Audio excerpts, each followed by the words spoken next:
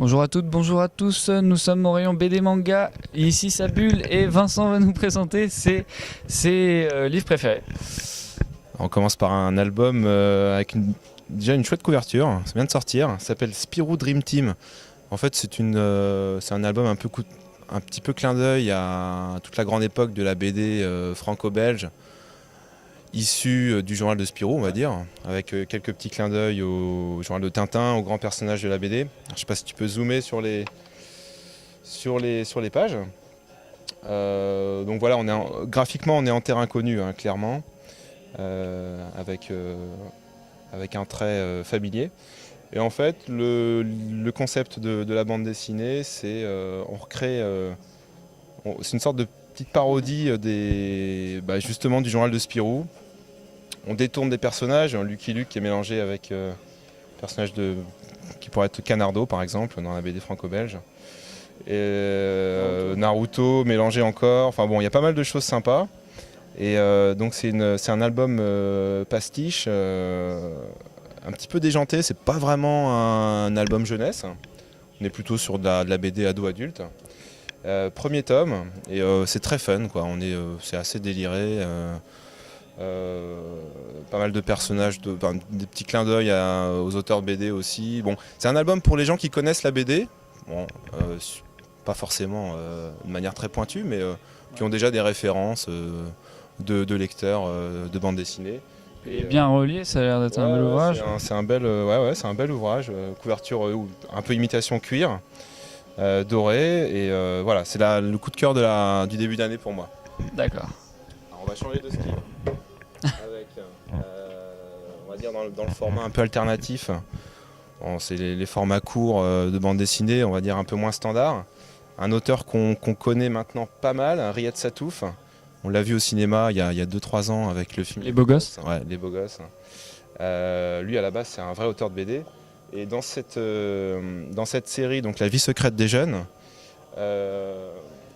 lui, en fait, bon, il a fait sortir, il a publié ses planches dans Charlie Hebdo pendant plusieurs années.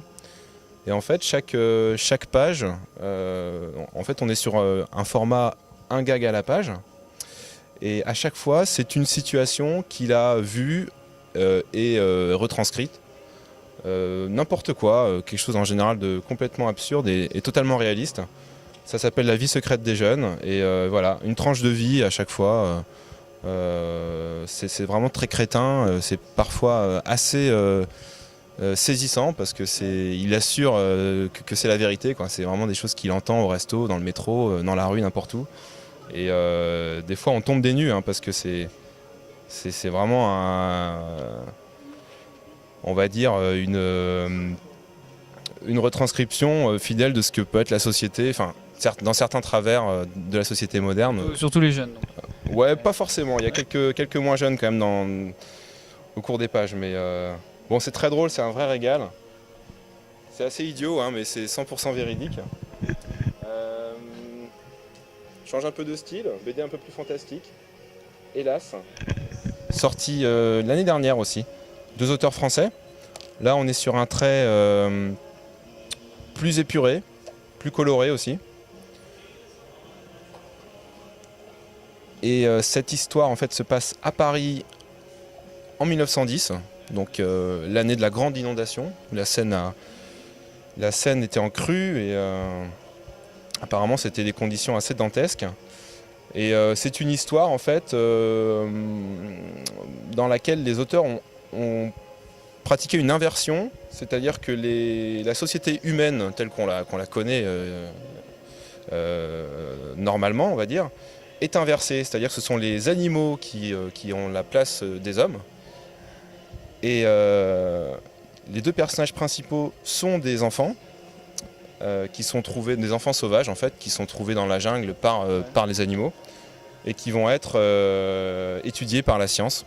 Donc il y a cette permutation qui est intéressante et toute l'histoire repose là-dessus et les auteurs jouent sur le côté justement animal des personnages. On a des différentes races évidemment qui vont être confrontées les unes aux autres et c'est hyper intéressant, c'est un one shot, donc c'est pas une série, c'est une histoire en un seul tome. Et ça fonctionne très bien. Si on arrive à accrocher au dessin, parce que le dessin est un petit peu particulier, moderne, il y a beaucoup de rythme et de suspense. Et c'est un super album qu'on a bien vendu, bien conseillé, quoi. Ça s'appelle Hélas. Ah, merci beaucoup. Et donc nous allons passer au manga. Voilà, pour être complet, on va parler d'un manga. Parce que le rayon manga est juste derrière. Bon, manga, plein de choses évidemment. Je vais faire juste un focus sur une série en 3 tomes, grand format, ce qui n'est pas trop la norme dans le rayon manga. On est plutôt sur des formats standards poche. Bon, là, c'est un manga qui s'appelle Ultra Heaven en 3 tomes. Vous connaissez peut-être Akira, l'un des mangas les plus célèbres qui a lancé avec Dragon Ball, on va dire, c'est un des 2 mangas qui ont lancé la tendance en France.